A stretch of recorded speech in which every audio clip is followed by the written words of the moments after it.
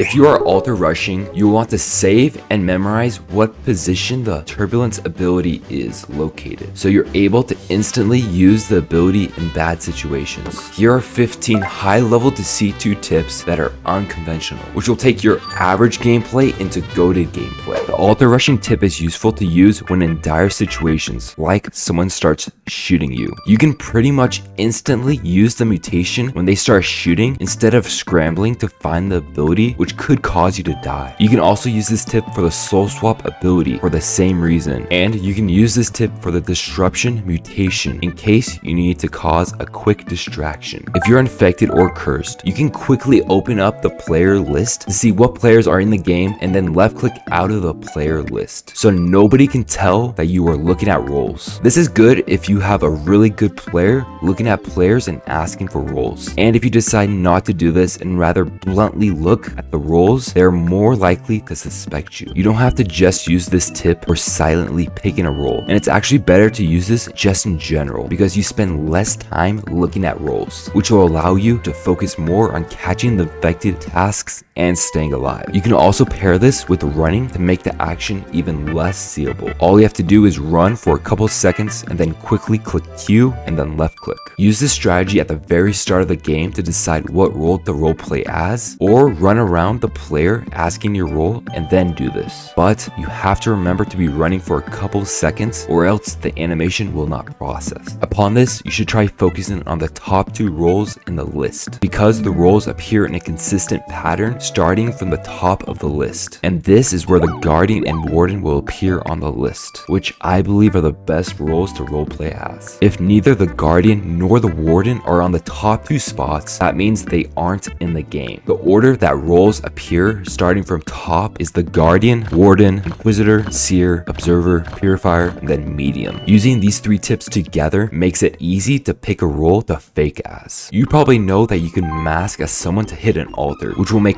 players call them out, but you should also know you can soul swap to make them seem even more suspicious, and that could likely get them out. But make sure to do this right after jumping around a corner that the other players can't see, so they don't catch the soul swap animation. Or instead of using a mask, you can rather use the paranormal mutation and then hit some altars. Then, right when the mutation is about to end, soul swap in front of a hit altar to completely out that player. If you really want to grab a player, you can have your partner soul swap them while your partner is in a corner. Then after you trap them in that corner, use clarity to waste all of their sanity until you can execute them. If you played the game for a while, you probably know a lot of good trapping places, but I would recommend Virgin's movie theater and teleport section, Manor's sub-dirt level, and of course Millhaven's cell. If you believe someone is sus, follow them during the daytime and check to see if they make any slight movement or look at any altars. This could be because they are thinking about hitting the altar, or they are looking at the ability that comes from the altar. This will give you a good idea of who could be infected, since most altars are away from where players would casually look.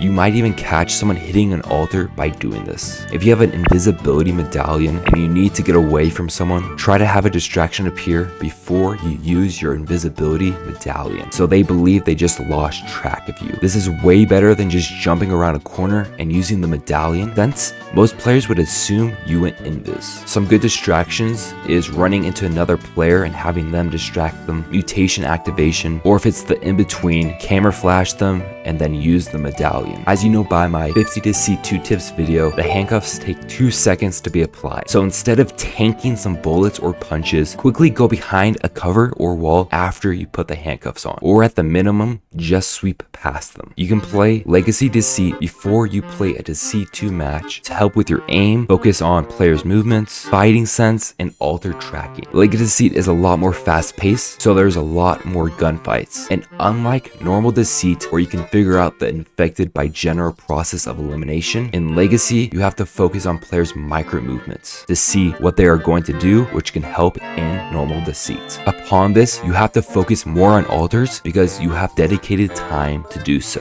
Always do tasks when eyes are enraged. As I've said before, you gain 10 sanity from a task, which will replenish the sanity you lost while the eye is enraged, but you will also be invulnerable to the eye's drain for 2.5 seconds after monster doing the task. So if you go into a room and an eye is enraged, look for tasks to do. I even sometimes do this while running from the infected. In the in-between, you can call out when the infected detransforms. This could save people from instantly getting grabbed when the monster transforms back. Or it could help with catching a stage guardian save by the infected. Use boxes and height differences to catch your opponent off guard in fights. This tip can help you in gunfights and help lower your skill gap from those sweaty PC players. Places like the generator and the shop on Circus or any stairs are great places and helped me get an advantage in my fights. Use Invis to jump past corners or new rooms. This will allow you to see if there are any players in that room. And if there happens to be 0 players, you can just cancel the animation. If you do it fast enough, you will not waste a single percentage of your item. And if there happens to be a player, you might have just saved yourself by pre-invising. This is very useful in troll lobbies because trolls will kill you for no reason, and this will allow you to go into rooms without being seen, without wasting your invisibility medallion. If you have any more questions, or you need more tips, go follow my Twitch, which I'll be live on soon.